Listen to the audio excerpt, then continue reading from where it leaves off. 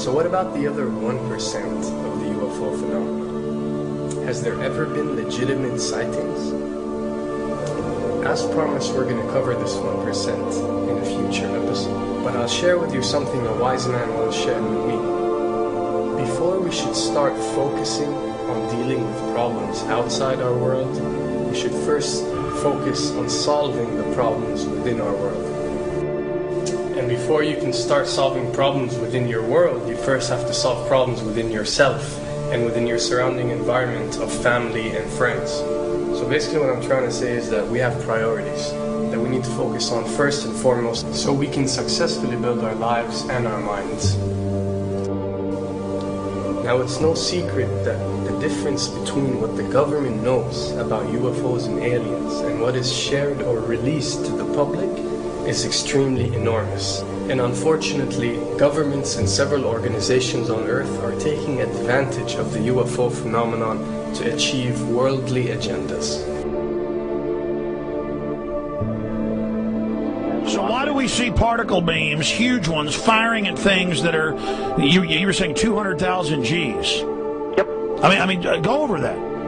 Well, because I think it's part of a test for if there are bad guys out there. Or maybe they're doing preparations for factions. We may be looking at more than one faction.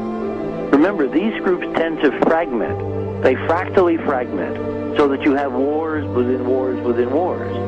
You know. But why would NASA release that footage? Well, remember, you've got all the good guys in NASA, and then you've got a few who are not good guys. The good guys don't know that there's something to keep secret. They remember, the lie's different at every level. They believe the lies they've been told. So when you set up a structure, an institution, which is supposed to be open and above board and is supposed to present live TV of the shuttle missions, they present live TV. Now, the controllers can't say, oh, well, you can broadcast this, but you can't broadcast that. Because the honest guys will then say, sure, well, why can't we broadcast that? So people always say if this was happening, it would come out, and it is coming out. Well, I mean, I agree with you. When you've got the Catholic Church saying we need to love the aliens, they're our brothers, when you've got every major denomination saying it, when you've got all the movies, and you've got, you know, in the 80s, huge programs at the Olympics with aliens landing, you know, fake aliens, and you've got huge things the size of 3 football fields floating over Dallas, and stuff all over the place. Something's going on. And then I read government documents about fake extraterrestrial landings. You know, any of this. Why? I mean, you believe it's fake. Remember Operation Northwoods? Yes. Okay. Or we can go to the, September 11th. Governments do huge, big things to sway populations at key nodal points in history. They love hoaxes. Yeah, well, they manufacture history is what it is. We are building, I mean, all my UFO friends, I need to shake them because they're so, frankly, they're extremely naive, Alex. They really believe we're building toward disclosure.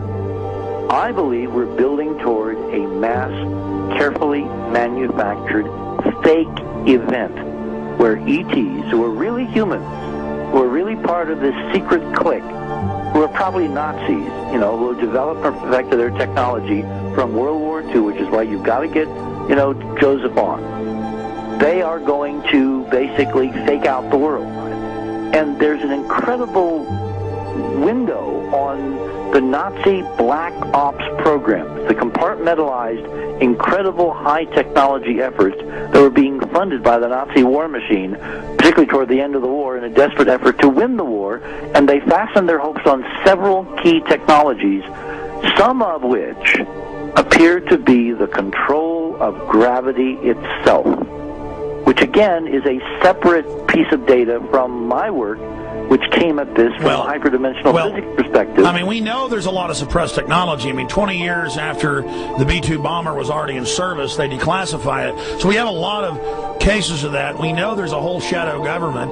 This is technology and physics, Alex, that would make anything you think you know like a candle flame compared to a hydrogen bomb. This is a physics that literally allows you to rearrange time.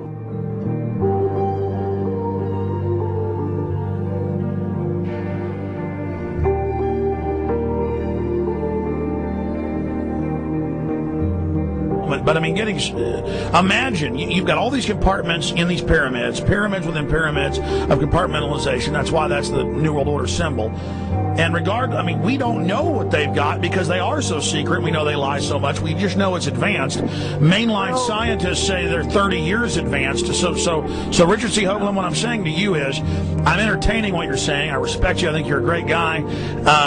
My only issue is, like you said, dealing with what we know they could be up to. The fact, Alex, we have done experiments. We have our own data. We have experiments now from the Soviet Union. 30, 40 years when the Iron Curtain came down, when Glasnost finally prevailed, a huge amount of stuff was declassified from the KGB as well.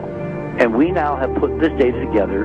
We not only know what the physics is, we know what it can do, we know what it's based on, we know how to make it work. We've seen in our own experiments ample evidence. We've seen experiments across the American landscape and even in Europe that vindicate various parts of this. And the latest thing I'm working on, it looks like von Braun himself was deeply involved in some of this early physics experimentation, but they're keeping all the good stuff for themselves. The reason is that if we got access to the good stuff, if we got access to the technologies, the energy, we wouldn't be worried about $4, $5 a gallon gas or $10 a gallon gas. We would live like people are supposed to live, all 6 billion of us who could live lightly on the earth, Alex, with this technology. And live longer. Absolutely, and better, and you could live to 200-300 and have the virility of your 20s and 30s. There's extraordinary medical breakthroughs, there's extraordinary physics breakthroughs, technology breakthroughs, energy. It's all been kept away. Think about it. We're already on a planet hurtling through space, all these wonders around you, and you've been taught it's bizarre to question, and that's because there's so many kooks in the alternative movement who do talk about ridiculous, Hollywood-style green men, instead of really looking at the shadow government and all these crazy secret societies that are admittedly running NASA and the shadow government. Well, ladies and gentlemen, during this talk that I'm going to give you, I'm going to explain to you the history of this phenomenon, who the secret government really is, and I will name them by name, beginning group, the study group. I will tell you who they are today. I'm going to tell you what this is all about. I'm going to tell you who's selling drugs to your children, and I'm going to tell you why the United States government is afraid for you to find out what the truth is regarding UFOs.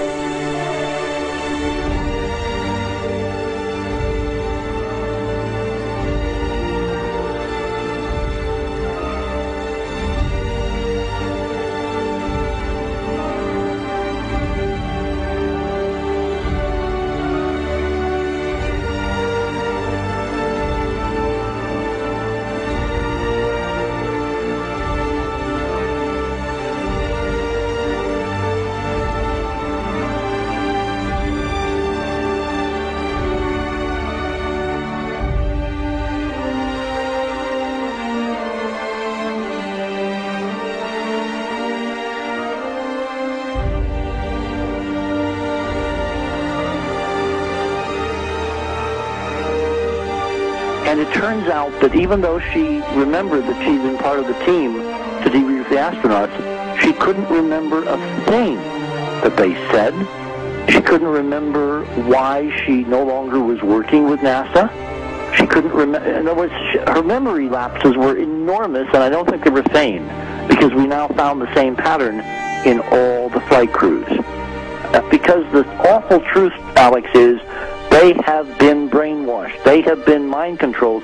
They have had a technology, a very sophisticated technology, which took away the real missions that they experienced.